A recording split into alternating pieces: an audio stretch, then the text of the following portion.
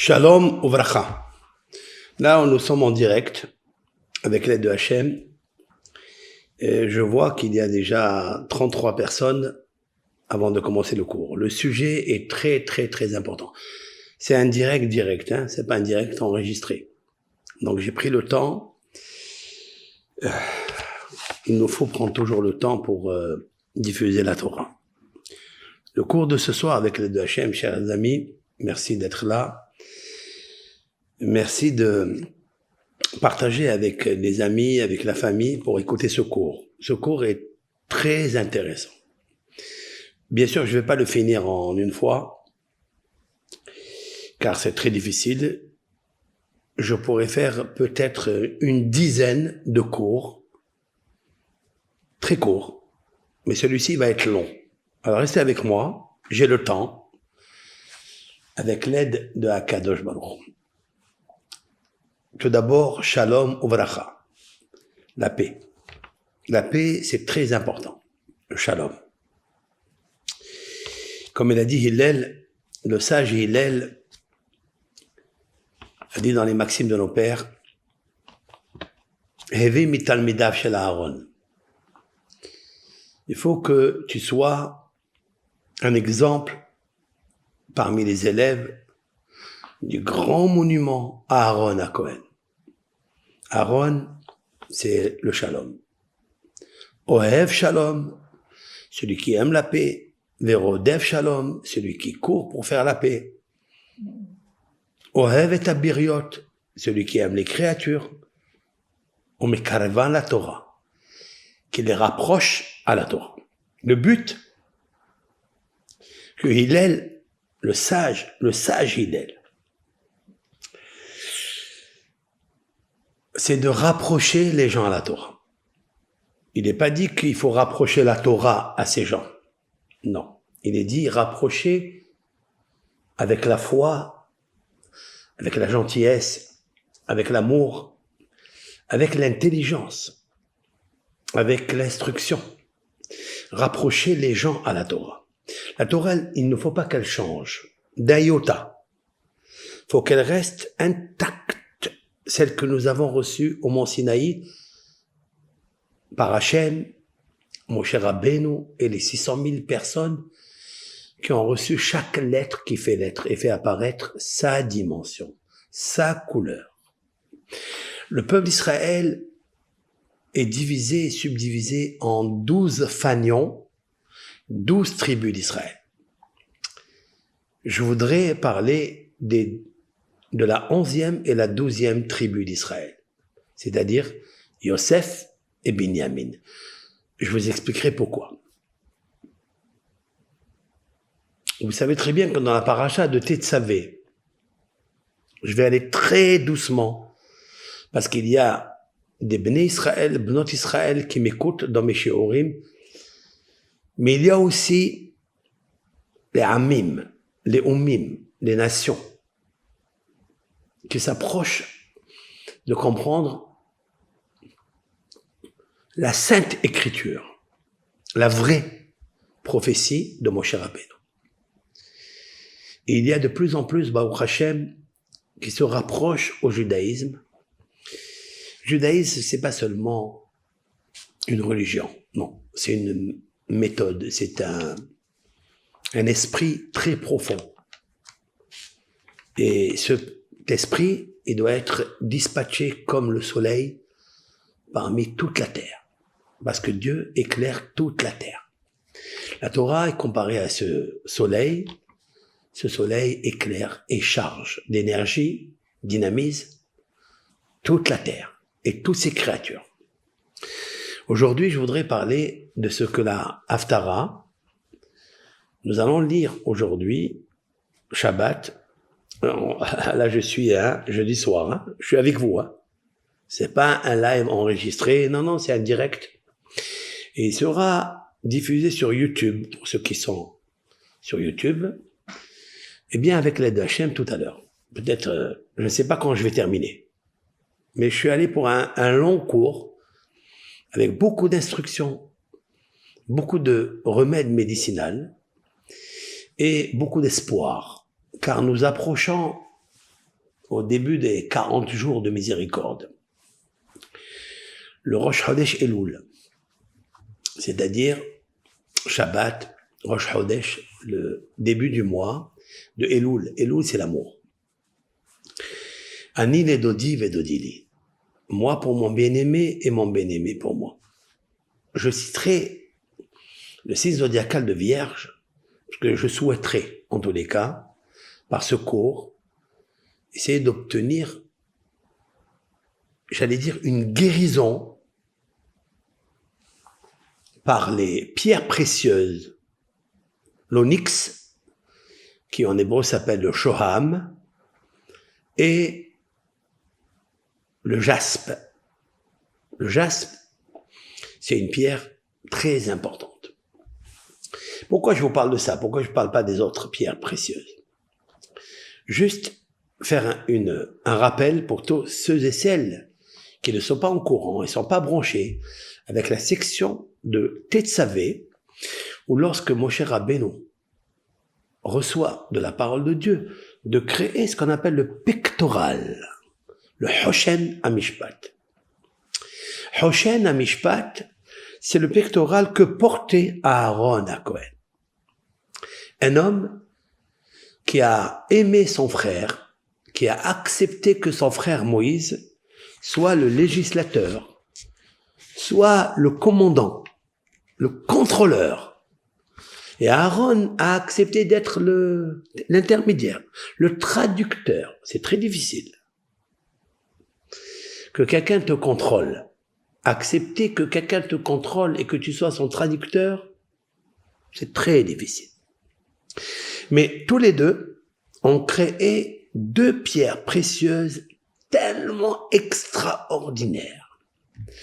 Sur le pectoral ici, là, sur les épaules d'Aaron, l'Éternel dit à Moïse, tu porteras dans l'épaule de Aaron, celui qui symbolise la paix, deux pierres qui s'appellent Shoham. Comme il s'appelle Shoham, traduction du Shoham, c'est l'onyx. C'est une pierre qui est noire, brillante, mais elle est un noir foncé. Il doit être ici sur l'épaule d'Aaron. Quel est le mystère? Quel est le secret qu'il y a dans ces pierres et pourquoi qui s'assemblent, se ressemblent? Qu'est-ce qu'ils ont à voir en connexion avec Aaron, avec la paix? La pierre de Shoham est la pierre qui est enchâssée sur le nom gravé de Yosef Hatzadik. Yosef Hatzadik, vous connaissez l'histoire de Yosef, mais je vais revenir par la suite. La deuxième pierre qui est reliée avec Yosef, c'est son frère, Binyamin, Benjamin, le dernier enfant de Yaakov. Les deux, qui est donc le 11e des 12 tribus d'Israël, le 11e est enchâssé dans la pierre qui s'appelle l'onyx, Shoham, Yosef. Il est juste la 4e rangée. Il y avait 4 rangées. Donc, la 4e rangée de 3, il y avait ici. Alors, je vais les épeler. Reuven, Shimon, Lévi. 3. Yehuda, Issachar, Zevulun. Dan, Benaftali, Gad, Asher, Yosef et Binyamin. Asher était donc le 10e. Le 11e était Yosef. Le 12e est Binyamin. Je vais parler du 11e et du 12e dans la rangée 4. C'est tellement significatif, c'est tellement profond, c'est tellement mystérieux. Pourquoi les deux? Oh non, non, non, non, non. Je vais avoir des problèmes de connexion, je le sais. Alors, avertissez-moi si vous écoutez le cours. Faites-moi signe si vous êtes avec moi. Moi, je suis très loin de mon poste. Et ça m'énerve tout ça parce que j'ai pas une bonne connexion. Je suis ici dans un sous-sol à la yeshiva et c'est là où il y a mon studio. J'ai tellement envie de perfectionner cela pour qu'il y ait une connexion claire mais nous n'allons pas nous décourager. Je sais très bien que ce cours, les forces du mal vont mettre tellement de forces négatives pour m'empêcher de faire ce cours. Mais il sera diffusé avec l'aide de Hachem s'il y a des coupures, s'il y a des... Je sais. C'est très terrible, c'est terrible. Je sais que c'est terrible que quand je commence les lives, le Satan, il met toutes ses forces pour m'empêcher, il obscurcit mes cours. Mais ce cours est enregistré aussi sur une caméra sophistiquée, elle sera distribuée sur YouTube. Mais nous continuons avec l'aide de Hachem ensemble. Donc les 12 pierres d'Israël, j'ai choisi la 11e, j'ai choisi la 12e, Shoham Yashpé. Shoham, en français, c'est justement l'onyx. Et l'onyx, c'est une couleur noire. Elle existe aussi une couleur bariolée, mais elle penche toujours vers le noir. Elle existe aussi bleu-noir. Et chaque pierre, dans sa couleur, elle a une couleur étincelle, intelligence, sagesse, discernement, qui veut dire quelque chose de mystérieux, qui est en rapport avec notre caractère, qui est en rapport avec notre guérison. Il influe sur les énergies, le dynamisme, la stabilité de chaque être humain. Et il guérit tous les dysfonctionnements créés dans le métabolisme humain. Ce soir, avec le de Hachem, je terminerai avec un collier qu'il faut mettre ici dans le cou, collier, ici, ou un bracelet, qui est synthétisé de pierres d'onyx et de pierres de jaspe, Yashpé. Shoham, Yashpé. Shoham, Yosef, et Yashpé, le jaspe, c'est Benjamin, Binyamin, le 12e enfant. Mais il se trouve que ces deux enfants sont les enfants de Rachel Imenu, celle que j'aime tellement, celle qui m'impressionne tellement. La Rachel Mevaka Albanea, la Rachel qui pleure pour ses enfants, celle qui se trouve du côté ouest, le mur des lamentations. Bien sûr, les gens se lamentent, les gens s'apitoient, et comment guérir les apitoiements et les anxiétés? Justement avec les pierres, pas du mur des lamentations, qui deviendra un jour le mur brillant, comme le jaspe de Binyamin Yashpé et l'onyx de Yosef, ces deux enfants qu'elle a eus avec beaucoup de lamentations et beaucoup de difficultés. Ce sont deux pierres guérisseuses, énergisantes. Et avec l'aide de Hachem, je vais expliquer tout ça, pourquoi je parle de ça. Je vais vous citer ce que la Haftara. La Haftara que nous allons lire ce Shabbat, c'est la Haftara. Qu'est-ce que c'est la Haftara? C'est on va dire, un résumé de ce qui se passe dans la paracha. La paracha, elle s'appelle Re'e Anochi Hashem Noten Lifnechem Ayom Beracha Uklala. Re'e, regarde, Anochi, moi l'Éternel, je pose devant vous une bénédiction à droite et une malédiction à gauche. Et à Beracha, la bénédiction, Asher Tishmeun, El Kol Mitzvot Hashem. Quand vous écouterez les lois, les statuts, les commandements de Hashem. Je vais m'arrêter sur ce verset, je ne vais pas continuer.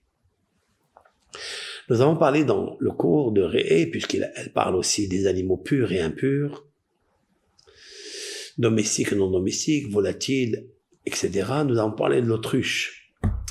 Aujourd'hui, je vais aller très très très loin pour parler des murailles de Jérusalem.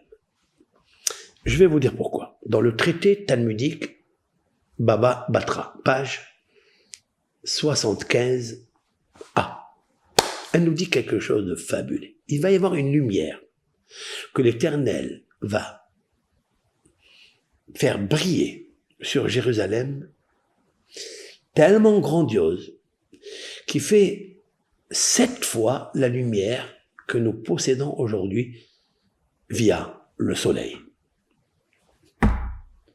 Et cette lumière, elle sera comme l'éclairage que l'Éternel a fait briller dans sa lumière dans les 6 jours de la création. Et il nous dit comme ça, de cette lumière, il va y avoir ce que le texte dans Ésaïe. Donc, Ésaïe, ce sont les prophéties qui parlent de l'avènement messianique. Ésaïe 60, c'est-à-dire le chapitre 60. Qu'est-ce qui est marqué là-bas? Ve'halchu goyim le'orer, et les nations marcheront selon ta lumière, umlachim le noga zarher, et les rois à la force de lumière qui va briller. Il y a les nations et il y a les rois. Il nous faut les deux. Et le prophète nous dit dans Ishaïa, Nun Talet, c'est-à-dire le même prophète Ishaïa, Ésaïe, dans son chapitre 54, il nous dit quelque chose de fabuleux. C'est ce que nous allons lire aujourd'hui, Shabbat, avec les deux Hachem, dans Rosh Chodesh Elul. Aniya so'ara lo nuhama. Qu'est-ce que c'est? Aniya, c'est la pauvre. Ani, c'est pauvre. Aniya, c'est la pauvre. So'ara, elle est troublée. C'est un tremblement de terre. Elle est tellement bouleversée. Lo nuhama, elle n'est pas consolée. De qui elle parle? On parle ici de la Shekhinah, c'est-à-dire la divinité, cette lumière qui est dispatchée dans les 600 000 âmes juives. Et elle n'est pas encore consolée. On verra par la suite que Dieu va lui dire « Nahamu, Nahamu, Ami, je vais te consoler. » Ne te compte pas. Ça, c'est marqué après. C'est marqué, c'est-à-dire « Nahamu, Nahamu », nous l'avons lu la semaine dernière. Mais cette semaine, nous allons lire que même que Dieu lui a dit « Je vais te consoler », elle est encore perturbée et troublée et bouleversée. So'ania so'ara lo nuhama. Elle ne se console pas. Alors, le prophète, il reçoit de Dieu Ésaïe et il dit Vesamti kadchot shimshotair, et je vais placer tes murailles kadkod. Kadkod, c'est une pierre précieuse. Je veux faire de tes murailles la brillance d'une pierre précieuse. Il y a dans le mot Shimshotair 2 explications. Celle de Rashi qui veut dire les murailles, mais celle qui est d'autres commentateurs, le Radak et d'autres, qui sont aussi des anciens rabbins, 12e, 13e siècle, des grands tzadikim, Rabbi David Kimhi, notamment le Maharsha, fait référence aussi à cela. Et il dit Shimshotair vient du mot Shemesh, c'est-à-dire soleil.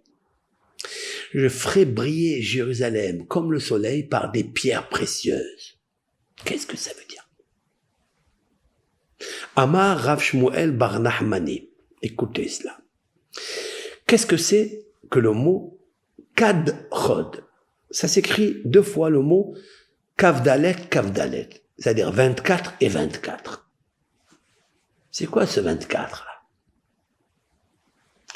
24 et 24. Je mettrai cette pierre précieuse qui s'appelle Kadchod, Shimshotair. Tes murailles qui sont aujourd'hui en pierre, c'est pas des pierres qui brillent, c'est des pierres blanches, des fois noires, quand elles subissent les malheurs lorsqu'elles sont assiégées par les ennemis, comme Nabuchodonosor ou Titus. Mais le troisième temple, les pierres brilleront comme le Kadkod. Qu'est-ce que c'est Kadkod?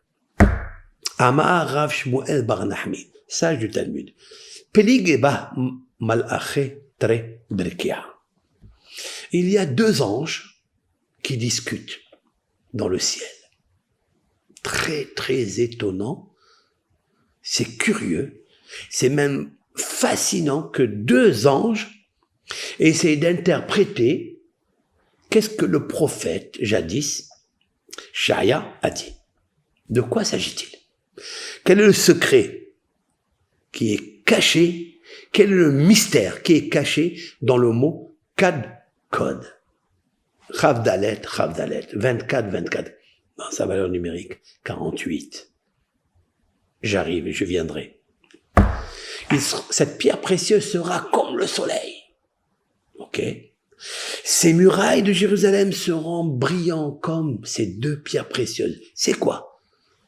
Deux anges dans le ciel discutent. Gabriel ou Michaël. L'ange Gabriel qui désigne la puissance. Ou Michaël, celui qui désigne la bonté, le service divin. Mais Amrela, il y a qui disent pas deux anges, deux rabbins dans le Talmud de Jérusalem. Au Manénon, c'est qui? Yehuda v'Heskia, Bene Hiya. Rav Hiya, très très grand sage dans le Talmud, c'est un docteur de la Mishnah, c'est l'élève camarade, si l'on peut dire ainsi, de Rabbeinu Akadosh, codificateur de la Torah orale. Celui qui a compilé le Torah oral, c'est la Mishnah, c'est Rabbeinu Akadosh, Rabbi Yehuda Hanassi. Il avait un élève qui est devenu, après son camarade d'études, Rabbi Hiya. Rabbi Hiya avait deux élèves, deux enfants, pardon. Un, il s'appelle Yehuda, et un, il s'appelle Hiskia. Ces deux discutent pour dévoiler, décortiquer, interpréter c'est quoi le Chadkod. Had Amar. Donc, deux anges, Gabriel, Michaël, ou deux terrestres ici, deux rabbins.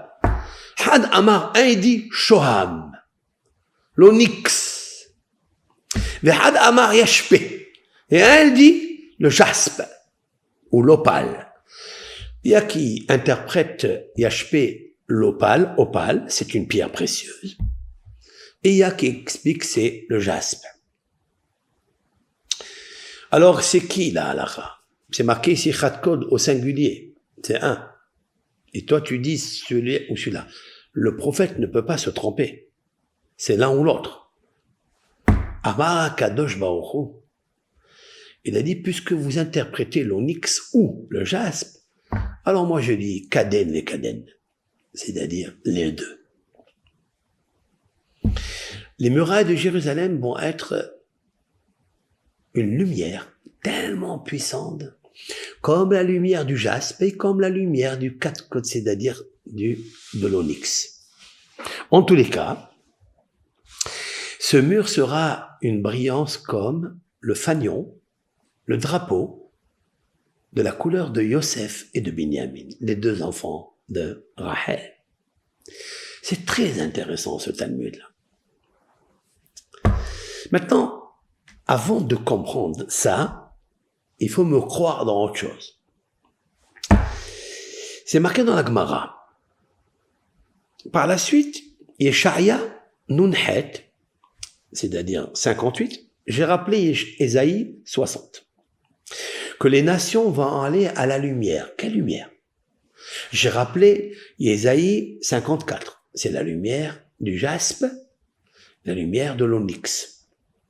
Déjà, je sais que il vous trotte dans votre tête que ces deux pierres précieuses, qui étaient des pierres tellement importantes, que ça soit chez les Grecs, que ça soit chez les gens d'Amérique du Sud, c'est-à-dire les Indiens ou les Vénézuéliens ou les Américains, les Brésiliens. D'ailleurs, les mines de ces deux pierres se trouvent là-bas, en Amérique du Sud. Il nous faut comprendre pourquoi. Il y a un rapprochement politique avec ces pierres pour l'avènement messianique, Gog ou Magog. Et là, c'est marqué que les Goïms, quand ils vont arriver à Jérusalem pour faire la guerre de Gog ou Magog, Ésaïe dit qu'ils vont tellement voir cette lumière, tellement belle, cette lumière de vérité, ils vont s'arrêter et ils vont pas faire la guerre. Ve'halchu goyim le'orer. Les nations marcheront à ta lumière. Umlachim le'nogah zarhech. Ta brillance, zoreah, zriha, c'est le soleil qui brille. Grâce à cette brillance de l'onyx et la brillance du jaspe. Voilà deux rabbins et deux malachim, Gabriel et Michaël discutent. Un il dit et un il dit, mais on ne sait pas qui dit quoi. Maintenant, nous allons dans ce cours essayer de converger, que Gabriel, il dit que c'est le jaspe, et Michaël dit que c'est l'onyx. Et je vais expliquer convenablement les choses avec un mystère du jamais vu, jamais entendu, inédit. C'est bouleversant et en même temps fascinant, avec les deux Hachem. La Gemara continue un tout petit peu, Ésaïe 58. Qu'est-ce qui est marqué là-bas? Ou sha'arer, les avnei ekdah. Les portiques. Nous avons parlé des murailles. Maintenant, les portes de Jérusalem vont être en pierre précieuse. Qu'est-ce que ça veut dire? Kéha dit Yativ Rabbi Yohanan, comme l'anecdote qu'il raconte que Rabbi Yohanan était assis en train de faire un discours à ses élèves. Alors notamment, Rabbi Yohanan est un des derniers rabbins des docteurs de la Mishnah. C'est lui l'auteur du Talmud de Jérusalem. Il habitait à Tibériade. Rabbi Yohanan habitait à Tibériade comme Rabban Yohanan ben Zakkai et comme les derniers rabbins du Talmud, Ravina, Rav Assi, Rav Ashi. Ce sont trois rabbins quand vous allez à Tibériade, avant de rentrer dans le mausolée de Maïmonide, puisqu'il est à l'intérieur, juste à la porte, à gauche de la porte, vous trouvez Rabban Yohanan ben Zakkai, un des élèves de Hillel Azaken, et à droite, vous trouverez le tombeau de Rav Assi et Rav Ashi. C'est ceux qui ont compilé, terminé, conclu le Talmud. Et c'est eux qui nous racontent cette histoire qui est arrivée. Rabbi Yohanan, donc l'auteur de Jérusalem, était assis en train de dire une dracha, un cours comme je vous fais maintenant.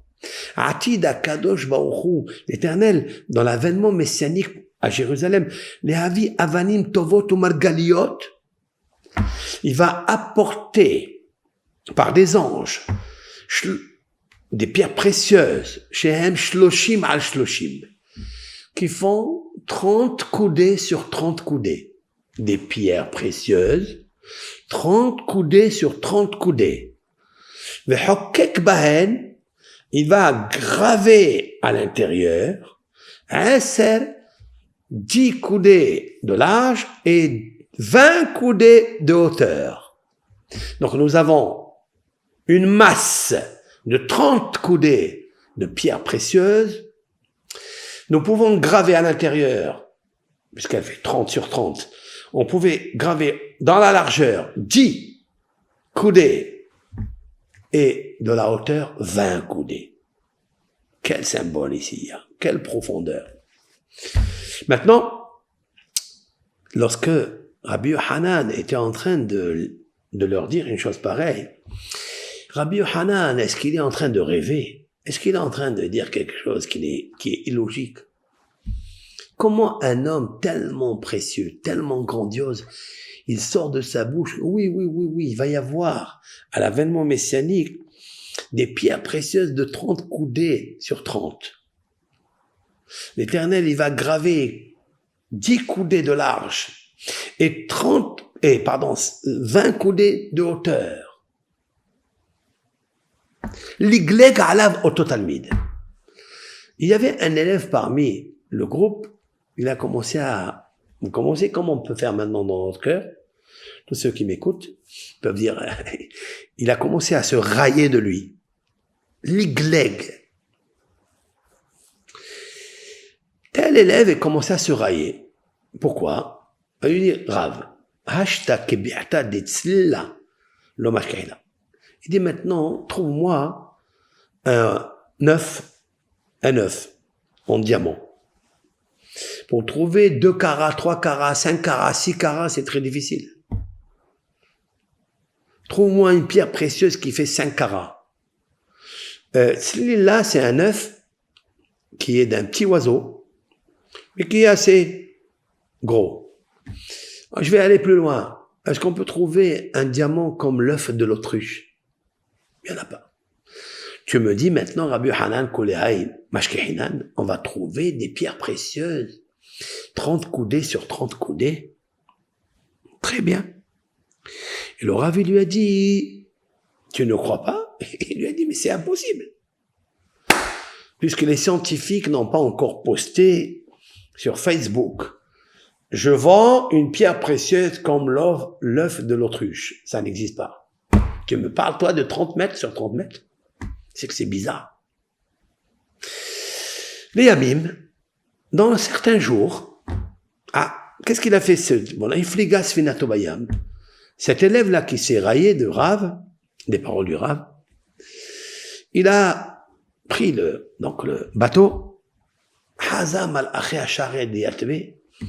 il a vu dans son rêve, quand il était dans le bateau,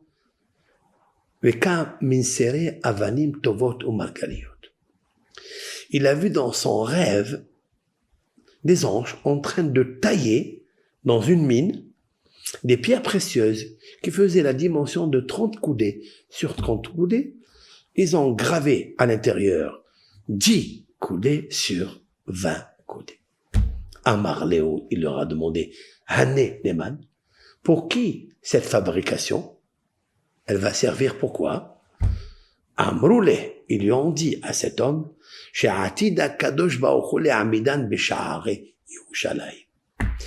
L'Éternel, il va les dresser, ces pierres précieuses, dans les portes de Jérusalem. Waouh! Ata les kameh de Rabbi Hanan, il a tout de suite fait demi-tour, il revient chez Rabbi Hanan, il lui a dit, Drosh Rabbi, lechana et l'idrosh. Tu vois, ce que tu avais dit un jour, eh bien, tu dis vrai. Il dit pourquoi? Car amata vechen ra'iti. Ainsi tu as dit, et comme ça, j'ai vu. Amarlo. Rabbi Hanan lui a dit, j'ai dit. Et avant de voir, tu n'as pas cru. Parce que je ne crois que ce que je vois, c'est de là où sort ce proverbe. Reka, espèce d'imbécile. Il m'allait lo ra'ita lo emanta. Si tu avais pas vu, tu aurais pas cru. Mais la glegal divrei hachamim, ata, tu te railles sur les paroles des sages. Nathan enavbo, il a mis ses yeux sur lui, benassa gal shel hatzamot. Il est devenu un tas d'ossements. Oh là là, oh là là là là là là. Rabbi Hanan l'a regardé comme l'autruche qui regarde son œuf et elle a explosé. Il est devenu un tas d'ossements. Ça veut dire, elle lui a enlevé la substance de la neshama, il lui a retiré et son corps s'est complètement devenu squelette. Explique le Maharsha. Qu'est-ce que ça veut dire que le Rabbi Hanan, il le regarde, il le rend un gal. Gal, c'est une monticule. Il explique comme ça que les Réchaïm, ceux qui croient pas, dans les paroles des prophètes, des hachamim, eh bien, ils sont mitgalgilim, ils s'enroulent dans la terre, dans le sable, dans la poussière. Parce que le rachat, dans son vivant, il est mort. Rabbi Yochanan, juste, il lui a dit, en fait, tu es un homme mort depuis longtemps. Mais tu as une âme à l'intérieur de toi, cette âme, je vais te l'enlever parce que l'âme, elle est reliée avec la croyance dans les paroles des tzadikim, des hasidim, des neviim, des prophètes et des justes, des pieux. Maintenant, cette âme-là, elle te sert pas, donc je vais l'enlever par le regard, parce que le regard, la neshama, elle se trouve dans les yeux, c'est la lumière. Quand je parle de lumière, des pierres précieuses, toi tu ne crois pas, donc à quoi elle te sert la lumière de l'âme? Je vais t'enlever la bougie, ton corps il va devenir sable. Moi j'ai juste ajouté que l'igleg, c'est galgal. Gal, c'est monticule. Tu deviens l'onde qui est lumière, âme en toi, je vais le retirer. Je vais le faire rouler comme la galgal, c'est-à-dire la roulette, la roue de l'âme. Et maintenant, ton corps, il ne sert à rien puisque le corps est soutenu et vivifié par ton âme. Et ton âme, elle est vivifiée par une lumière qui s'appelle Rotkod, c'est-à-dire l'onyx et le shoham. Tu ne crois pas? Alors je te l'enlève. Tu deviens gal, monticule, puisque toi tu as fait lig, lag. Lag, ça veut dire se moquer. Alors je fais gal, monticule. Voilà ce que j'ajoute moi sur ce Talmud. Maintenant, qu'est-ce qu'on voit de là? On voit que Akadosh Baruch Hu, il prévoit dans les paroles du prophète deux choses. Une grande lumière qui va s'étendre sur Jérusalem. Les nations des peuples vont voir cette lumière qui est supra-rationnelle, en dehors du temps, et ils vont s'approcher, ils vont dire, nous voulons aller vers cette lumière. Ça veut dire que toutes les lumières que nous avons eues maintenant, elles sont ternies devant cette lumière. Vous allez me croire, vous n'allez pas me croire. Je veux pas être comme cet élève qui va être dans la roue de la réincarnation dans sa vie. Je veux être comme Rabbi Yochanan. Je veux être comme cet élève qui a vu les anges en train de pratiquer, de tailler ces pierres qu'on va mettre une à droite et une à gauche dans les portiques de Jérusalem. Donc les portes vont être Avne Egdah, ce sont des pierres précieuses. Il n'a pas expliqué la Gemara, c'est quelles pierres précieuses. Et à l'intérieur, les murs de Jérusalem, ils vont être les murailles, ils vont être en onyx et en jaspe. Je crois qu'après ce cours que je vais faire, ces pierres précieuses vont prendre tellement une importance. Je parle commercialement parlant, hein. Mais je vous donnerai la recette qui me semble être un remède médicinal pour beaucoup de maux MAUX de notre corps grâce à ces deux pierres. Maintenant, pour entrer dans le vif du sujet, pourquoi l'Éternel choisira l'ange Gabriel et l'ange Michaël, qui tous deux discutent. C'est quoi ce katkol? C'est quoi cette pierre précieuse? Un, il dit Shoham, c'est l'onyx, qui est enchâssé dans le nom de Yosef, et un dans Binyamin, qui est le jaspe ou l'opale. Ça, c'est ce qui m'intéresse. Alors, pour cela, je vais essayer de faire un cours magnifique avec l'aide de Hachem pour essayer d'avancer un tout petit peu avant d'expliquer les caractéristiques scientifiques naturelles des minéraux, car la terre, le monde, la nature minérale est très importante. Chaque pierre, si l'Éternel a demandé de faire dans le pectoral, dans le Hoshen Amishpat, qui est posé sur le thorax ou le cœur d'Aaron, qui est là. Shalom, ça veut dire que les 12 pierres d'Israël, qui sont dans leur nom, car les noms, Réhouven, Shimon, Lévi, Yehuda, Issachar, Zebulun, Dan, Naphtali, Gad, Asher, Yosef ou Binyamin, il y a 12 prénoms, il y a 49 lettres. 49 lettres comme 49 lettres des 12 signes zodiacaux. Et chaque signe zodiacal comme Talé, qui veut dire bélier, ou bien Shor, le taureau, ou bien le Sartan, qui est le cancer, ou bien le Théomim, qui est les gémeaux, ils ont des lettres, et chaque lettre a une couleur. Et chaque lettre a une couleur, et chaque fanion, chaque drapeau, subdivisé en 4 parties, 3, avec 12, a une couleur. Ce qui est très intéressant, parce que c'est l'objet du cours, je me concentre, c'est que le fanion de Binyamin Benjamin, qui est donc la pierre du jaspe, dans son fanion, il y avait les 12 couleurs. Binyamin, dans son fanion, avait les 12 couleurs. Et l'effigie du fanion de Binyamin, qui est le fils de Rachel, n'oublions pas que je rappellerai ça pour ceux qui sont pas au courant, que le 12e enfant de Jacob, donc 2, il a eu avec Rachel, ce sont les derniers, Yosef et Binyamin. Et Binyamin, il a 6 lettres dans son nom. 6 lettres. Bet, Nun, Yud, Mem, Yud, Nun. Celui qui a 6 lettres dans son prénom est une personne complète, parfaite. C'est-à-dire qu'il est influencé par les 6 extrémités du globe terrestre, de notre univers. Il y a là un champ quantique tellement vaste. Et Binyamin reçoit l'effigie dans son fanion, le Ze'ev. Le Ze'ev, c'est un animal sauvage qui s'appelle le loup. Ze'ev.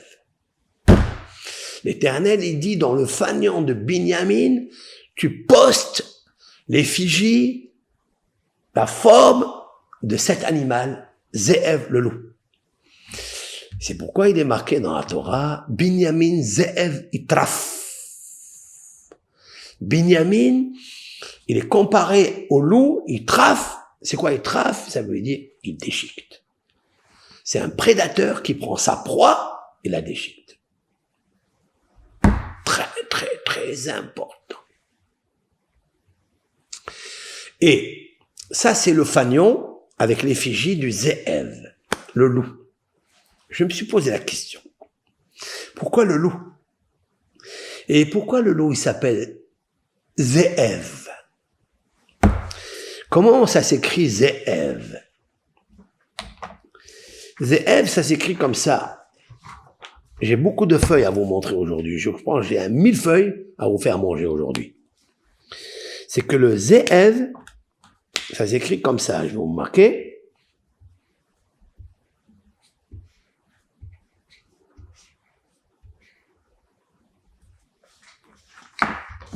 Voilà, Ze'ev. Ze'ev. Ze'ev. Zayin, Aleph, Bet. Ze'ev. C'est le loup. Ça, c'est ce qui est naturel, ce qui est scientifique, ce qui est réel. Mais votre serviteur ne va pas économiser le secret qui est à l'intérieur. Ça répondra grâce à ce secret, cette interprétation, cette explication fabuleuse, mystique, que Ze'ev, regardez avec moi, Zayin, c'est 7. Aleph, c'est 1. Et Bet, c'est 2. Donc 7, 1, 2. Ça fait 10. Maintenant, la crostiche de ce mot, c'est Ze'av. Celui-ci est un père. Père, papa. Qu'est-ce que je suis en train de vous raconter là? Vous savez que Binyamin, Benjamin, le fils de Rachel, le frère de Yosef, avait 10 enfants. 10 enfants. Ze'av. celui-ci est un vrai papa. Parce qu'il a 10 enfants. Zéab, Zayn, 7, 1 et 2, 3 et 7. 10 enfants. C'est le seul qui a mérité de corriger l'érection de Yosef à côté de la femme de Potiphar, comme il est indiqué, stipulé, déclaré dans le traité talmudique Sota. À la rencontre de Yosef avec la femme de Potiphar, elle a voulu lui abîmer son organe de procréation. Et dans sa pensée, Yosef, il a été troublé. Et de ses ongles, là, ici, l'index, c'est-à-dire le pouce, l'index, le majeur, l'annulaire, l'auriculaire, il est sorti un flux spirituel d'âme entre l'angle et le tziporène, le doigt et l'ongle, entre. Mi ben tziporne yadav, etzbeaotav plus exactement. Comme rapporte Rashi dans la section Vayhi, c'est-à-dire dans la Genèse, tome 1 de la Torah, section Vayhi, dans le chapitre 48. Vayafozu zero yadav. Les doigts de ses mains ont fusé le flux de l'âme. Yosef devait avoir 12 enfants. Ce que son père n'a pas eu d'une seule femme, Yosef devait avoir d'une seule femme, Asnat. Mais malheureusement, la femme de Potiphar, elle a gâché 10 enfants. Ces 10 enfants sont sortis entre les doigts et l'ongle des 10 doigts de Yosef. Il a perdu 10 enfants, 10 âmes. Qui a récupéré? Il en a eu que 2, Ephraïm et Ménaché. Mais Binyamin, son frère, a récupéré les 10 âmes que Yosef a perdues. Voilà pourquoi, si vous trouvez un animal sauvage ou domestique qui a cette résonance, qui veut dire Zéav, voici le père qui était le repère pour Yosef, qui a commis un impair, pour lui récupérer les 10 âmes. Ce sont les 10 Shevatim, exilés dans les affres de l'onyx, c'est-à-dire couleur noire. Ils sont dispatchés, ils sont diffusés dans l'exil. Ils peuvent se trouver en Afrique du Sud, ils peuvent se trouver en Éthiopie, ils peuvent se trouver au Congo, ils peuvent se trouver au Liban, ils peuvent se trouver où vous voulez, dans des déserts, dans des endroits qu'on ne connaît pas et qu'on connaît, mais qu'on ne peut pas identifier qui, quoi. Binyamin a réussi à récupérer ces 10 étincelles grandioses qui sont sorties de Yosef, et il a eu, lui, 10 enfants. Entre lui et Yosef, ils ont eu 12 enfants. Et c'est ça qui est merveilleux. Voilà pourquoi, avec l'aide de Hachem, je dirais, avec toute la modestie, que dans le fanion de Binyamin, il y a les 12 couleurs. C'est le seul. Et il y a l'effigie de cette créature magnifique qui est Zéev, le loup. Voilà pourquoi Binyamin, Zéev, il traffe. Binyamin, c'est un loup qui déchiquette. Il déchiquette qui? Quelle est sa proie? Sa proie, c'est de récupérer les 10 Shvatim en exil. Il veut les ramener. Les 10 Shvatim de Yosef, en fait. Les kabbalistes Arizal, Rabbi Menachem Azaria de Fano, Aramak, dans ses livres, par des rimonim, ce sont en fait les 10 martyrs qui ont subi la catastrophe par Aspasianos Kessar. Dans le deuxième destruction du deuxième temple, Vespasien, Tornosropos. Ce sont des guerriers qui ont tué littéralement les 10 martyrs. Rabban, Gamliel, Rabbi Shimon, Rabbi Ishmael, Rabbi Akiva et d'autres. Rabbi Hanina ben Terradion. Les 10 martyrs, ce sont des âmes qui ont pu supporter le tikkun, la réparation, la souffrance pour ne pas que le monde s'arrête. Mais ce sont les 10 étincelles qui sont sorties d'ici de la main du Yesod, de Yosef, Hatzadik. Autrement dit que Binyamin, c'est la fécondité. Autrement dit que celui qui porte la pierre du jaspe, il peut avoir beaucoup d'enfants. Et je vous conseille de la porter. Parce que si elle est dans le pectoral, ici, la 12e, vous pouvez devenir un Ze'ev, vous pouvez devenir un père. Si une femme est stérile, si une femme elle a que des garçons, que des filles, elle peut avoir des garçons. Grâce à cette pierre. Oui. Le yashpé, le jaspe. Maintenant, nous avons 2 couleurs. La couleur noire et la couleur rouge. Je voudrais parler maintenant du jaspe. Il existe combien de couleurs dans cette pierre précieuse?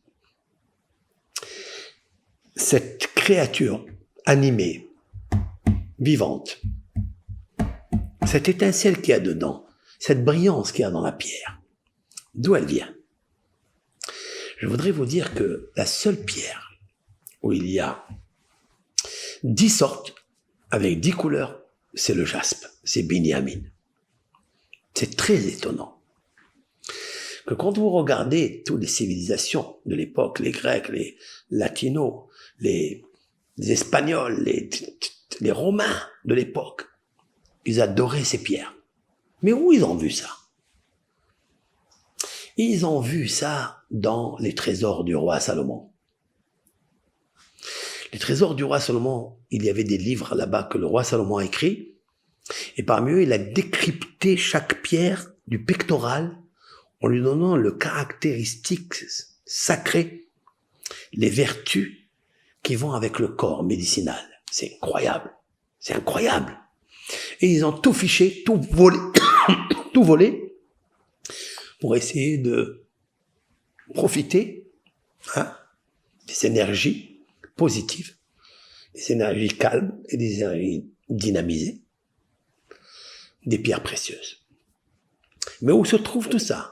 Ouvrez la Torah qui est donnée à Moshe Sinaï. Parce que Moshe Rabbeinu, il écrit il y a 3334 années, dans cette Torah, la Bible, qu'on appelle la Bible, le livre le plus vendu et le plus mal lu, Herbert Pagani, que c'est tellement fort que tes écrits, c'est là. Pourquoi aller jeter les yeux ailleurs alors qu'il y a tout ici? Comment Moshe Rabbeinu, il a vu dire à Aaron, je vais te faire un pectoral, ici je vais te mettre le rubis, topaz, l'émeraude, la cornaline, et la métiste. Il y a tellement de pierres. D'où il a appris ça? Moshe Rabbeinu, nous connaissons sa vie. Il est né en Égypte. Il est parti après à Midian. Il est parti à Couche. Il est revenu. Vous croyez qu'il va apprendre ces pierres précieuses qu'il n'a jamais vues de sa vie? Et il va dire, non, tu mettras le rubis sur Réhouven, tu mettras l'onyx sur Yosef, le 11e. La métiste, tu la mets sur Hacher. C'est quoi ça? D'où il va apprendre ça? Si ce n'est que la parole de Hachem, qui lui a dit, tu prends cette pierre. Pour lui, celle-là. Pour lui. Et pourquoi pour lui? Et pourquoi cette couleur pour lui? Pourquoi Ruben, il doit avoir le rubis? Ça colle avec son mot, c'est vrai. Mais il y a chaque chose, il y a sa signification. Maintenant, nous sommes dans l'onyx. Maintenant, pourquoi Yosef, il est gravé sur la pierre noire, brillante? Parce que c'est une pierre qui est brillante. Il n'y a pas beaucoup de couleurs. Elle existe un petit peu noire, bleu, qui penche un petit peu vers le bleu, et elle est aussi significative. Elle a aussi sa résonance, elle a son remède curatif. pour beaucoup de maux MAUX, de pathologies. Je peux vous décrire toutes les pathologies qui sont en correspondance avec chaque couleur. Et lorsqu'il y a une association avec la couleur noire et bleue de l'onyx, il y a aussi une réparation avec des pathologies qu'on n'arrive pas à guérir, mais en fait, cette pierre, elle peut aider. Je ne parle pas avec son médecin traitant qui lui a dit de prendre pour le diabète tel et tel médicament, pour les crises d'acouphènes, des oreilles, des vertiges, des cristaux. Comment on peut guérir ça? Oui. On peut les guérir par ces pierres-là. Parce que c'est pas les pierres qui agissent, en fait. C'est le mérite des enfants de Rachel et de Léa et de Zilpa et de Bila, des matriarches. C'est ça qui donne la guérison. Parce qu'elles étaient des servantes véridiques à l'Éternel, béni soit-il. Et l'Éternel, béni soit-il, il a créé des merveilles pour des mères qui veillent, comme Rachel et Léa, des merveilles des pierres précieuses. Tes enfants, voici les pierres que je veux pour elles. Dans le pectoral. Ce pectoral, le grand prêtre, il rentre dans le Kodesh HaKodashim, le jour du grand pardon, une seule fois dans l'année. Avec ça, et il se promène dans le Beth Amikdash. Pourquoi? Les hôtes, pour le signe, et souvenir des enfants de Yaakov, de Rachel et de Léa, Zilpa et Bila. Qu'est-ce que c'est que ça? C'est quoi ça? C'est le souvenir. Dieu aime les 12 tribus. C'est vrai que nous sommes dans la galoute. Mais il a dit à Rachel un jour, je reviendrai vers toi. Tu as pleuré. Rachel mevaka albanea ma'arav. Je vous ai fait un cours à partir du Kotel. Dans ces vacances-là, en fait. J'étais pas en vacances, j'étais en mission. Mais, c'est incroyable. Rachel, elle est côté ouest. Elle n'est pas côté est où ça brille. Ça, c'est les enfants de Léa. D'accord? Elle est dans le côté où il y a le mur des lamentations, Maharav, dans les initiales acrostiches, Rachel Mevaka Albanea. Très bien. Qu'est-ce qu'il y a là-bas? Il y a Yosef, c'est-à-dire Ephraim Ménaché, les enfants de Yosef, et Binyamin, les enfants de Rachel. C'est beau, ça. Et du noir, du côté noir, le côté ouest, parce que le soleil va se coucher là-bas. C'est l'exil. Il dit le prophète, je viendrai et je ramènerai les nations grâce à cette lumière qui va briller là-bas, à Jérusalem. Les murailles deviendront l'onyx et le jaspe. Après, je me suis dit quelque chose. Est-ce que vraiment l'Éternel, il va apporter des pierres précieuses comme l'onyx, il va briller, mais l'onyx, elle a la couleur noire. D'où il va y avoir la brillance. En fait, c'est très profond.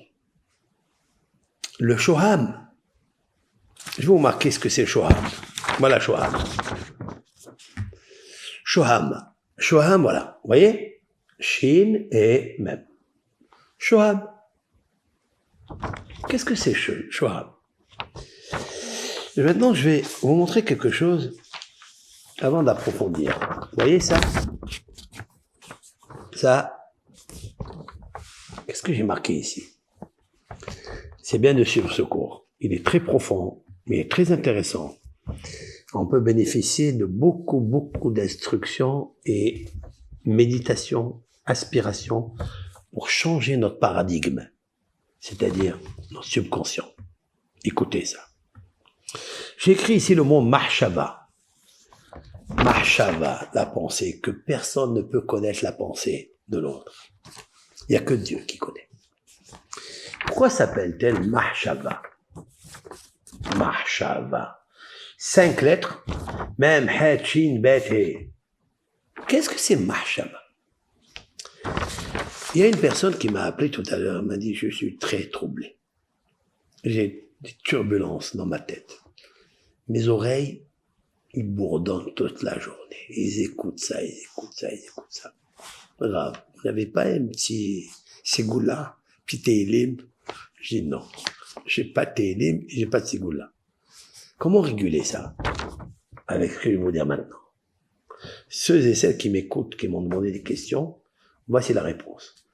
Mahshava, c'est très profond. Vous savez très bien que ici, la fontanelle, c'est là où se pose la Shérina, c'est-à-dire la Neshama, elle est là. Sa brillance, sa lumière, elle est là. C'est là où viennent toutes les pensées. Mahshava. Mais j'ai fait remarquer dans le mot Mahshava 3 lettres que j'ai écrites en rose. Même, Shin et. Même, Shin et, Moshe. Moshe. Qui est Moshe? Moshe Rabbeinu.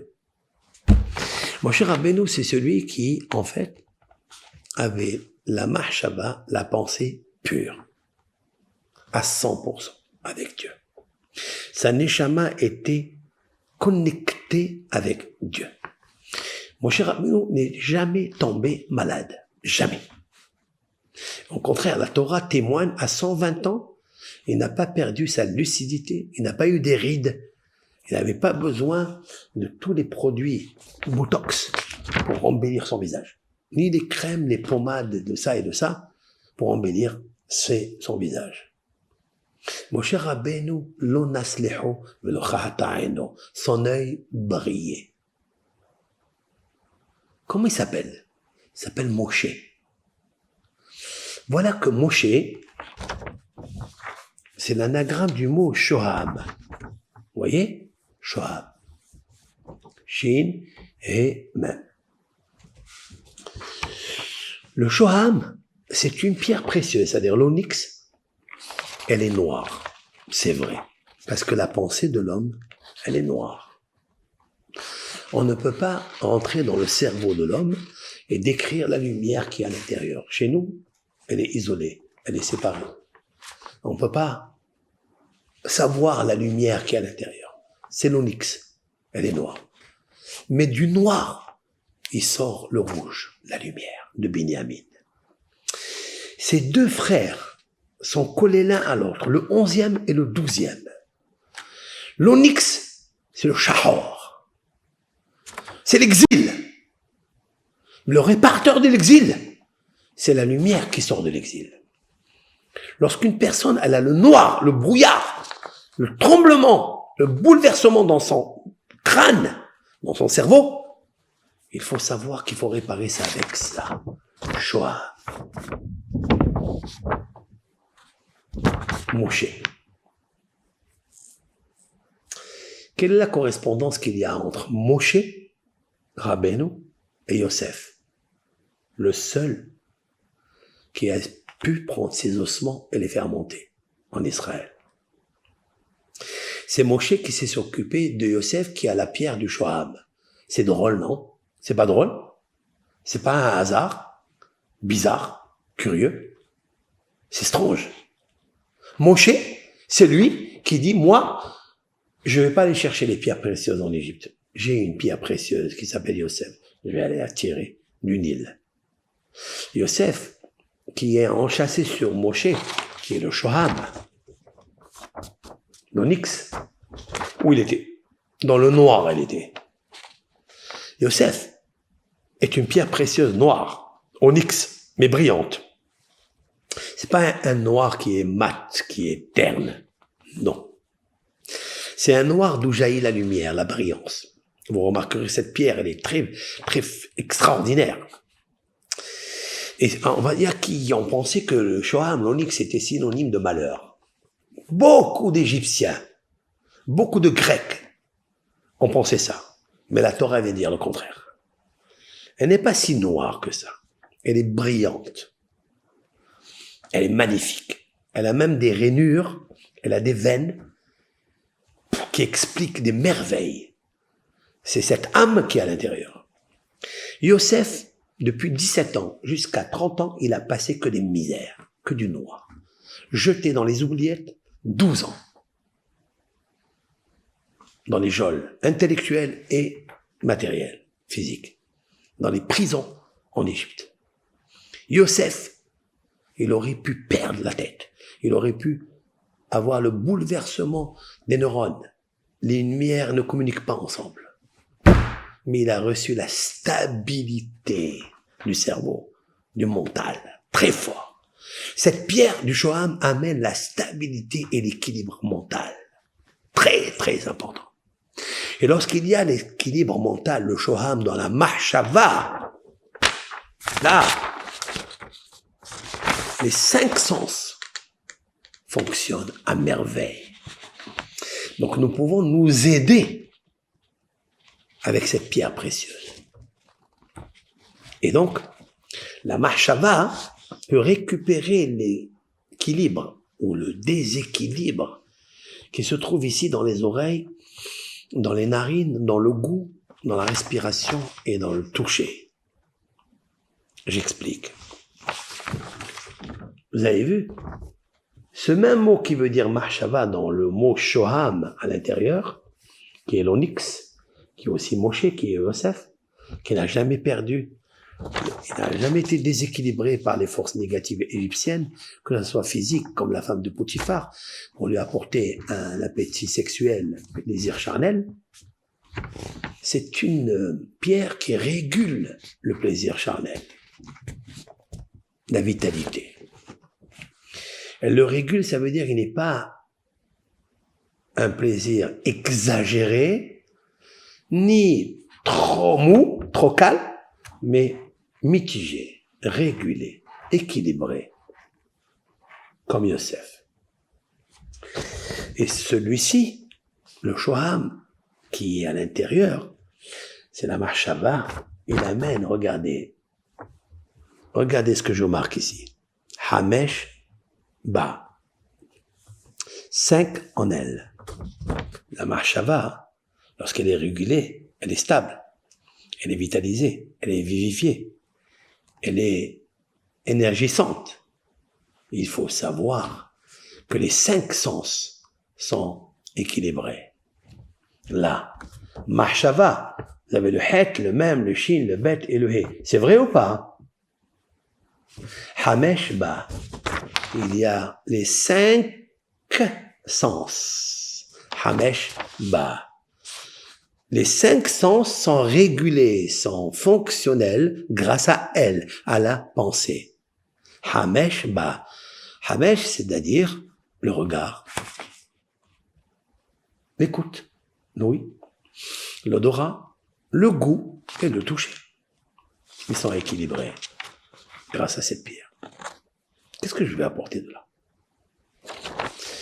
Que Yosef Hatzadik, avec toutes les turbulences, ça sera Mashiach ben Yosef. Le premier Mashiach, c'est ben Yosef. Et le deuxième Mashiach, c'est le 3e tombe, c'est Binyamin. Binyamin, il a une très grosse part, car Dieu lui a dit, ou ben ketefav shachen. Il sera entre les ketefav, contre les épaules du Bet Amikdash. La plus grosse partie est donnée à Yehuda, le roi d'Israël, David Ameler, Mashiach ben David. Mais Binyamin, il a une part avec Yehuda. Vous vous rappelez que Yehuda, il s'est porté garant devant Yosef et devant Yaakov pour aller sortir Benjamin, Binyamin? Oui ou non? Donc il y a une correspondance entre la royauté de Yehuda et la royauté de Benjamin.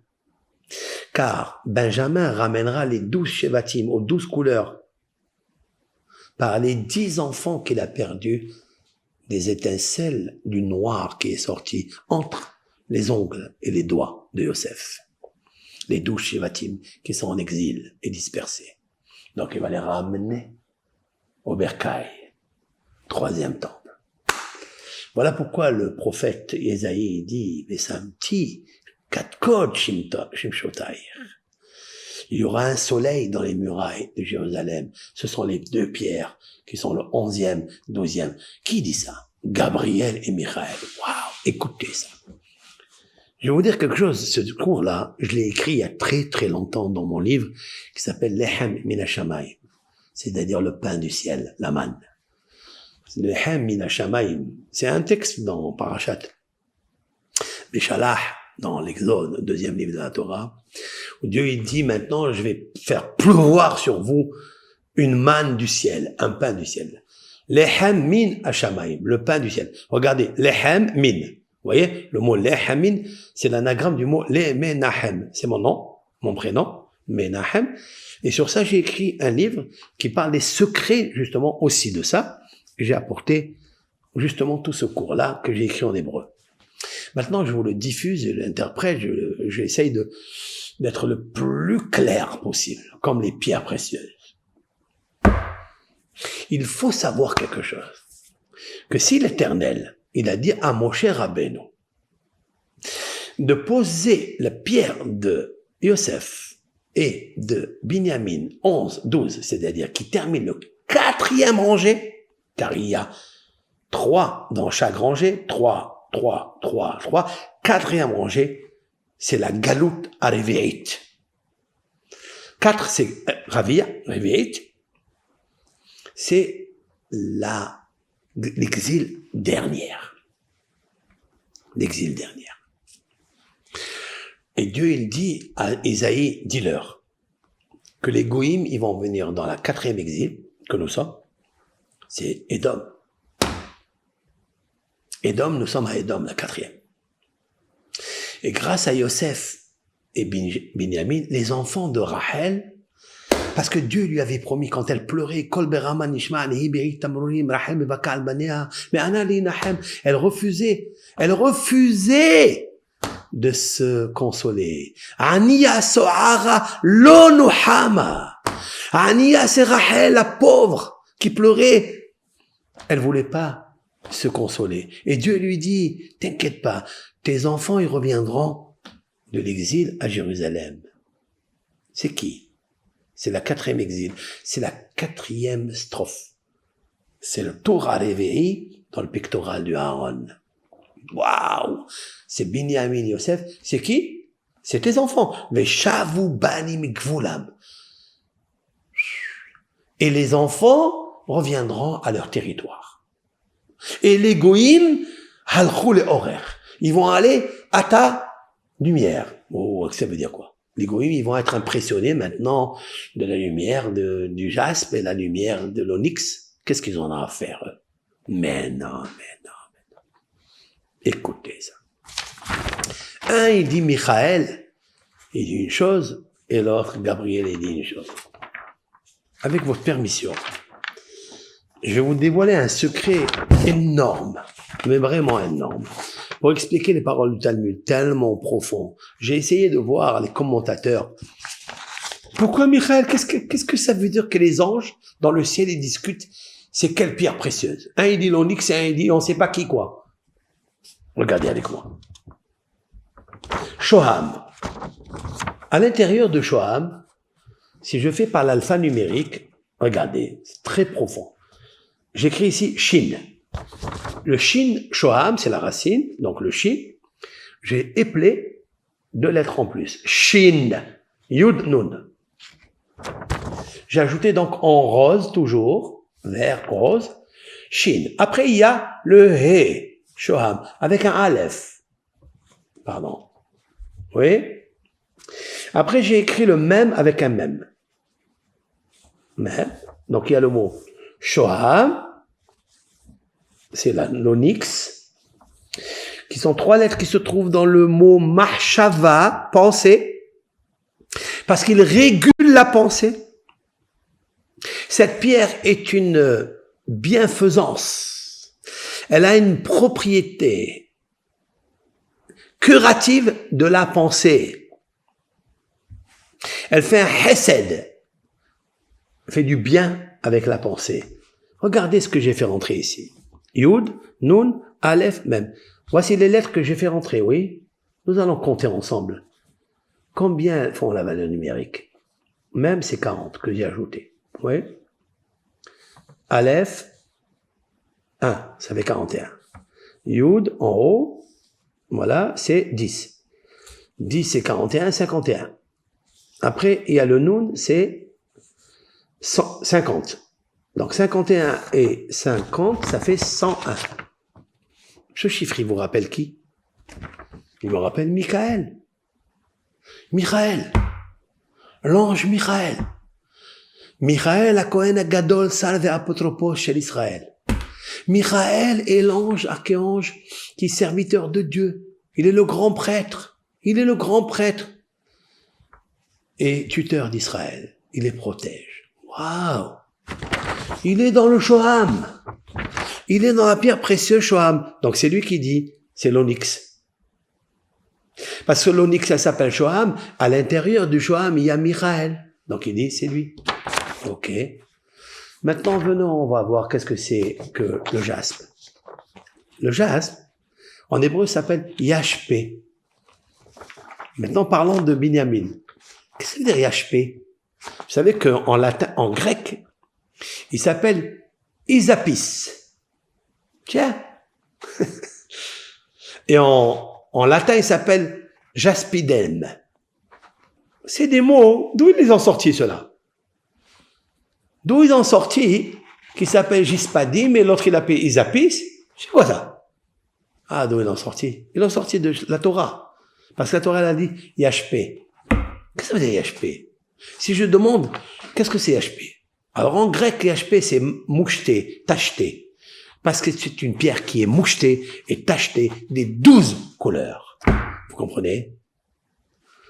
Mais pourquoi elle s'appelle Yashpé? Nous, dans notre Torah, dans la Torah écrite et la Torah orale, elle a une relation.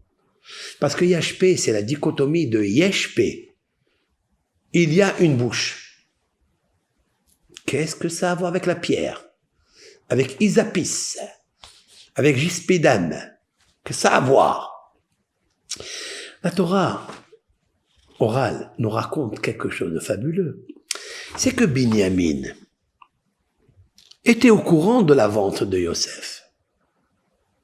Binyamin, le dernier frère, le fils de Rachel, était au courant que ses frères ont vendu son frère propre de Rachel, de la même mère. Que Reuven, Shimon, Lévi, Yehuda, Issachar, Zébon, tout ça, ils se sont mis tous à vendre Yosef en Égypte, ils l'ont jeté dans le puits, etc. Ils l'ont mis dans le noir.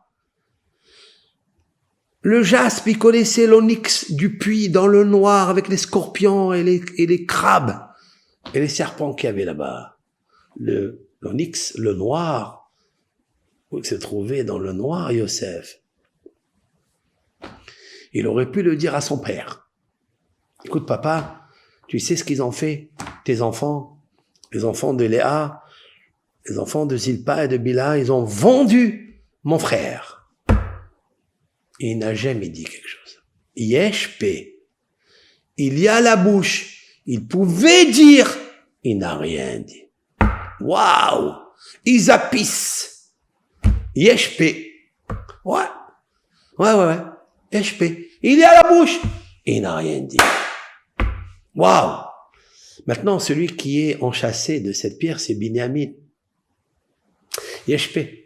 Il n'a rien dit. Cette pierre, elle a une faculté médicinale sur le corps humain pour donner la fluidité de l'expression de la bouche. Celui qui a une parole très troublée, il n'arrive pas, il bégaye, qui mette cette pierre sur lui. Parce que Yeshpé, il aura la bouche cette fois-ci. Et le mérite de Yeshpé, c'est plus ça encore. C'est si une femme qui est en train d'accoucher, elle a des difficultés d'accoucher. Vous prenez cette pierre, vous le mettez sur son ventre ou sur ses jambes, et la bouche de sa matrice s'ouvre, et elle s'exprime pour donner la vie. Pourquoi? Explique les commentateurs, le Midrash, explique Rabbi Behaye, explique Rabbi Yosef Karo, explique Rabbi Ishaq Karo, explique Amaham Al-Shir, explique. Tous les commentateurs expliquent parce que Binyamin, il aurait pu ouvrir sa bouche pour sauver Yosef et tuer ses frères. Et il a fermé sa bouche. Alors il n'a pas versé de sang. Parce que s'il avait ouvert sa bouche, il aurait humilié ses frères. Il y aurait du sang qui aurait coulé. Quand la femme elle accouche et elle a du sang qui coule, on se rappelle de Binyamin, sa pierre, Yeshpé, il y a à la bouche. Maintenant, ouvre-toi ses âmes et le bébé il sort. Il donne la vie. Donc il y a la fécondité de 10 enfants de Binyamin grâce à cette pierre. Et il y a aussi l'ouverture d'une femme qui accouche avec difficulté. Elle n'a pas besoin de péridurale. Avec cette pierre, elle peut aller tranquillement ouvrir sa matrice. Mais il faut pas trop la laisser sur elle, parce qu'elle va se refermer. Ou bien, elle va avoir des menstruations très très longues. Pour ça qu'il faut immédiatement enlever cette pierre. C'est incroyable. C'est magnifique. Nous trouvons la stabilité et l'équilibre mental. Nous trouvons aussi l'équilibre de la parole, l'équilibre de la fécondité, l'équilibre de l'accouchement. C'est magnifique, toutes ces pierres-là. Et pourquoi je parle d'accouchement? Parce que le bébé est Mashiach, il faut qu'il accouche. Et pour ça, il faut une stabilité, une grande lumière. Il nous faut la lumière de Yosef, l'interprète. Yosef est dans le noir, mais il a la brillance de l'interprétation, parce qu'il est le frère de celui qui interprète, celui qui a la bouche, celui qui a la fluidité ou la facilité de la parole, comme Binyamin. J'ai besoin de Mashiach ben Yosef et Mashiach ben David. David, Améler, celui qui est fluide dans ses paroles, Télim, il descendra grâce aussi à Binyamin. Parce que Binyamin, c'est le récupérateur des 10 Shvatim que Yehuda ne peut pas amener, que Rouven ne peut pas amener, que Shimon ne peut pas amener, que Issachar ne peut pas amener, que Binyamin ne peut amener, grâce à ces 12 couleurs et à ces 10 enfants. Vous savez comment il a appelé ses enfants, Binyamin? Il les a appelés selon les anecdotes douloureuses que Yosef a subies.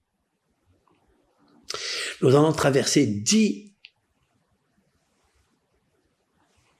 événements tragiques avant l'avènement du Meshiach. Chaque événement est une lumière, c'est-à-dire une lumière rouge, vivante, du feu qui va sortir du jaspe, c'est-à-dire du caractère sacré, kabbalistique de Binyamin, pour donner la parole à Binyamin, Mashiach ben David, Benjamin parce qu'il sera de la droite, Binyamin, il sera de la droite, mais qui sort du noir, de l'onyx brillant de Yosef. C'est-à-dire que Yosef, c'est le préparateur de Binyamin, à savoir Mashiach ben David. Et c'est la raison pour laquelle les deux, ils sont côte à côte. C'est pourquoi les anges, Malach, Gabriel et Michael. Très bien, j'ai parlé de Shoham, qui j'ai indiqué, à l'intérieur, il y a Michael, 101. Maintenant, je vais vous parler de celui-ci, quand même. Celui qui est Yeshpé, le voilà. Yud, Shin, Pe, He. Qu'est-ce qu'il y a à l'intérieur? Yud, Vav, Dalet, regardez bien. Shin, Yash, Shin, Yud, Nun. P, Aleph. He, Aleph. Vous savez qu'est-ce qu'il y a à l'intérieur? Aleph, Dalet, Nun, Yud, Aleph, Vav. Qu'est-ce que ça veut dire? Il y a 6 lettres que j'ai fait rentrer à l'intérieur. J'ai fait rentrer le Aleph, j'ai fait rentrer le Dalet, voilà, j'ai fait rentrer le Nun, j'ai fait rentrer le Yud. C'est quel nom ça? Aleph, Dalet, Nun, par la suite, Yud, Adonai. Waouh! C'est quoi, Adonai? C'est la Shekhina. C'est Gabriel, ça. Vous savez que Gabriel, Gavar-El, c'est la nature, c'est cette terre. C'est la mère-terre, terre-mère. C'est Gabriel. Et ici-bas. C'est là où les Gevarim, les hommes, se trouvent. C'est cette terre-là. Michael, c'est la terre du ciel, celle qui est en haut. Michael et Gabriel. Michael, il dit, c'est le Shoham. Eh oui, bien sûr, parce que lui, il est dedans. Le Shoham, c'est celui qui est le bienfaisant, comme Yosef. Celui qui était dans le noir, et qui, quand il y avait le noir dans le monde, c'est-à-dire la famine dans le monde, Vaïchalkel Yosef. Et Yosef a nourri la terre entière. Oui, c'est du noir qu'il a éclairé le monde entier. Le pharaon, il dit, il n'y a pas un homme intelligent et avec un discernement aigu, parfait, complet, comme Yosef. Ouh, mais il était dans le noir. Mais c'est un noir de l'onyx. Parce qu'elle brille à l'intérieur. Par l'intérieur, elle sort. C'est un interprète. Quand l'autre, il est dans le brouillard, le pharaon est dans le brouillard de la nuit avec ses rêves, il n'arrive pas, il allait mourir. Et Yosef, il lui dit, je vais te mettre le jour par l'onyx. Parce que celui qui porte cette pierre, il rêve pas de cauchemar. Écoutez bien. Celui qui a cette pierre sur lui, il n'a pas de cauchemar. Il a que des beaux rêves. Il a même les interprétations qui vont venir par la prémonition, par la suite. Comme Yosef. C'est pour ça que celui qui va interpréter l'exil dernière, qui est la 4e rangée du pectoral, c'est Yosef, Mashiach ben Yosef. Et Mashiach ben David, qui est sous la pierre de Binyamin à 6 lettres. C'est qui le 6? Magen David. 6 extrémités. 6 extrémités avec 6 intervalles. Premier psaume de David et dernier psaume de David. Premier psaume, il contient 6 versets. Dernier psaume 150, il contient 6 versets. N'est-ce pas le Magen David? Ça, c'est Binyamin. À gauche, droite. Droite, gauche. Maintenant, Yosef, il est à droite et l'autre, il est à gauche. Parce que Michael, il est à droite et l'autre, il est à gauche. Gabriel est à gauche, c'est la main gauche. Et Binyamin, et Yosef, c'est la main droite. Waouh! Maintenant, Shoham, c'est Moshe, c'est la Torah. Très bien. Et Binyamin, c'est Gmilut Hasadim. C'est faire du bien. La Gemara dit, celui qui veut être sauvé de Gog ou Magog, Ya'asok Batorah ou Gmilut Hasadim. Il faut étudier la Torah et Gmilut Hasadim. Waouh! Vous savez comment elle est écrite, la Torah, en haut dans le ciel? Comment? Shahor al-Gabé Lavan. C'est un feu noir, rouge, sur un feu blanc. Tiens. C'est l'onyx et le jaspe. C'est ça. Le cours, il termine maintenant. Deuxième partie, avec deuxième épisode, Be'azat Hashem, ça sera la semaine prochaine. En tous les cas, nous allons rentrer dans Elul, dans le signe zodiacal vierge.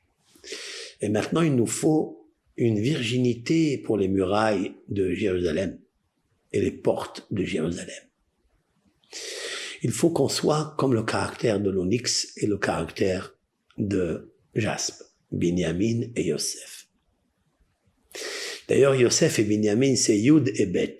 Yosef, Yud. Binyamin, Bet. Yud, Bet. Yud, Bet, Shevatim. Il faut que tous les Shevatim retournent au bercail, rentrent à l'auberge, retournent à l'enclos. Nous sommes les moutons de Hachem. Ça suffit qu'on nous égorge. Ça suffit les pogroms. Ça suffit la Shoah. Il faut maintenant être fort comme l'onyx et briller comme le jaspe rouge. J'ai choisi la couleur rouge. Vous savez que je termine avec ce cours, mais j'apporterai que ces 2 pierres régulent les complexités qu'on a dans le foie et dans les reins, grâce à ces 2 pierres précieuses. Il peut guérir aussi le déséquilibre qu'il y a dans les oreilles, parce qu'ils sont 2 pierres qui sont moznaïm, c'est-à-dire balance. Moznaïm, balance. C'est pour ça que le déséquilibre vient de là. Les cristaux, c'est balance. Mais la pierre précieuse de l'onyx, il faut la mettre là. Et la pierre précieuse du jaspe, il faut la mettre là. Ça, c'est Michael et ça, c'est Gabriel. Mais je vais vous donner un conseil. Vous allez cliquer sur abonner. Je ne fais pas de publicité, c'est pour avoir les pierres moins chères. Vous allez aller vous abonner à Amazon et acheter 26 pierres. Ils vendent aussi des pierres comme ça, de l'onyx noire, brillante. Choisissez celle qui est noire, brillante. Et celle qui est de jaspe rouge. Vous allez acheter 13, Be'ezrat Hashem, 13 pierres précieuses de l'onyx. Ça coûte pas cher. Ils se vendent par 15. Donc vous achetez 13 onyx et 13 jaspe, IHP. Vous allez faire un collier avec un fil de pêche pour ne pas pêcher. Et vous mettez à droite, comme le collier il est là par exemple, voilà le collier est là, vous faites un collier de ça. À droite ici 13 pierres d'onyx et 13 pierres ici de jaspe, celle qui est côté Gabriel et côté Michael, ça fait 26. Et vous allez vous dynamiser. Vous allez sentir qu'il y a une vie en vous. Vous allez voir. Vous allez sentir que ces excitations, ces turbulences, ces perturbations, ces jalousies, tout ça, entre Binyamin, il n'y avait pas. Et Yosef, il n'y avait pas. Même une femme qui a des menstruations très très longues, ça les arrête, ça les calme. Même celui qui a, par exemple, un appétit sexuel très grand et à cause de ça, grâce à l'onyx, il peut calmer et moduler, réguler, tempérer l'appétit. Ce qu'on appelle ta'avat hamishgal, c'est-à-dire l'appétit sexuel. Il peut équilibrer son caractère grâce à la vertu de cette pierre. Nous, on le sait, Yosef. Yosef n'a pas abusé de la femme de Potiphar. Il aurait pu, il a 17 ans, l'adolescence. Ça bouillonne en lui, la tigresse, elle est montée en lui. Mais la tigresse de Potiphar, il l'a pas écoutée, il l'a même pas regardée. Pour ça que l'onyx, c'est lui. Parce que c'est une pierre qui calme, justement, le plaisir charnel. Si une femme elle a des menstruations, la jaspe peut l'arrêter. Parce que Binyamin n'a pas versé le sang de Yosef. Il n'a pas versé en faisant honte à ses frères, en dévoilant qu'ils ont volé et l'ont vendu. Il n'a pas dévoilé ça à son père Yaakov. Vous comprenez? Donc ces pierres-là sont magnifiques, sont majestueuses. 13 et 13. Maintenant, si vous voyez qu'au début, un mois, elles donnent du feu, le feu noir dans le feu rouge, ouais, et elles font le feu rouge à toutes les interdits, il faut savoir que quand elles se déchargent, oui, vous pouvez les charger grâce aux rayons du soleil. Vous prenez les 26 pierres, vous les posez face au soleil et vous les chargez pendant 26 minutes. Comme le nom du Yud Kevavke. 13. Ehad Ahava. Même l'amour, un homme, une femme, grâce à ces pierres, on peut avoir pour réitérer l'amour. À sa femme, bien sûr.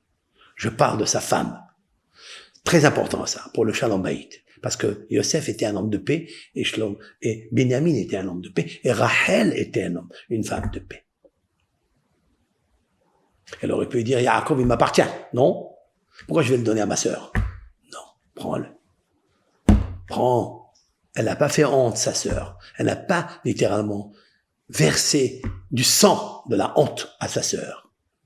Donc, ces deux pierres-là convergent vers la paix. Et ils versent pas le sang. Et aussi, on régule la parole à ne pas dire des mots déplacés, vexants, qui vexent et qui humilient. Vous comprenez? Il y a beaucoup ici de paramètres. Nous allons continuer ce cours. Deuxième épisode. Be'ezrat Hashem. Puisse l'Éternel nous aider à tout ce qu'il a marqué dans la Torah. Je suis pas un scientifique, je suis pas un médecin, je suis pas un thérapeute, puisque ça s'appelle la médecine de la lithothérapie. Je suis pas un lithothérapeute ou thérapeute. C'est que je suis un autodidacte, que j'apprends, que ce qui est dans la Torah, c'est sûr que ça résonne sur la création entière.